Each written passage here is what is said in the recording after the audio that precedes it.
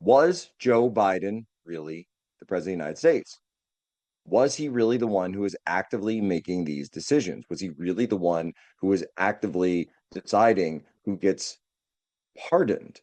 And if Joe Biden wasn't actually signing these pardons, who was it? Who was it really?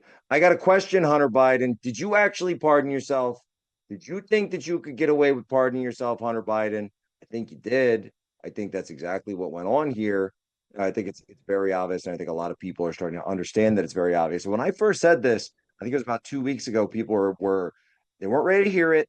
They weren't thinking about it. They were saying, "Oh, no, no, no, no, no. There's other stuff going on. You'll see. You'll all see." Now we get to the thick of it. It turns out, yeah, it probably was because we said from the very outset, I said you got to target the pardons. The pardons are everything because if you can knock the pardons down, then guess what? You can put an investigation. The FBI, Dan Bongino and Kash Patel go and open a direct investigation into them immediately. But you got to knock the pardons down first. So what did I say? People don't understand the chess moves here. If you knock the pardons down, then you have the ability to go after them for those crimes. You can't open an investigation into a crime someone's already been charged, or excuse me, pardoned for, that you can't charge them for.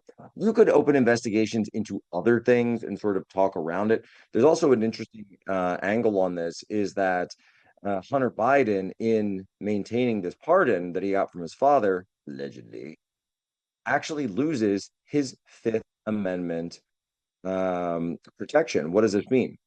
So, in order to have Fifth Amendment protection against testifying, that means you can't testify against yourself and you can't testify to criminalize yourself. So, you can't be forced to testify that you committed a crime. Now, you can, by the way, go on the stand as, say, like Kyle Rittenhouse did, of course, when he was on trial back in 2021, and you can waive your Fifth Amendment rights and then go and testify if you want to. However, if you accept a pardon, your Fifth Amendment rights do not apply. And your Fifth Amendment rights don't apply because you cannot be incriminated for something or time period or actions wherein you have full pardon, you have immunity over. So you can, in fact, be subpoenaed. So Hunter Biden right now could be subpoenaed by the House, which, you go figure why he wasn't. So you could open an investigation into Burisma. The House could open an investigation into Burisma right now and subpoena Hunter Biden and force him to come and force him to testify. And guess what? There isn't a thing he could do about it. There isn't a thing he could do about it. Why? Because he can't plead the fifth. That also involves, that's also a criminal matter, et cetera, et cetera. So let's also, by the way, go back to the pardons. Anthony Fauci, Biden. We at this point, it's very clear. Hunter Biden pardoned himself.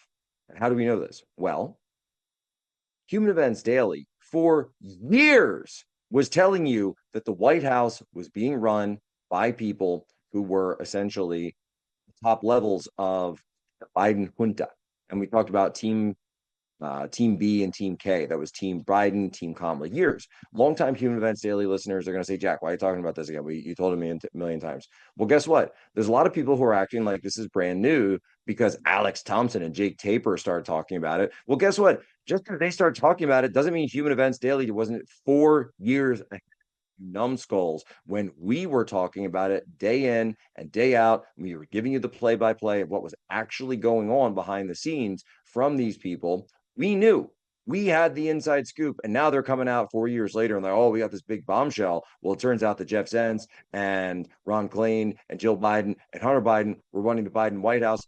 Human Events told you that day one. We told you one, we told you day 10, we told you day 100, we told you every single time who was actually behind it. And you want to listen back then, maybe you'll listen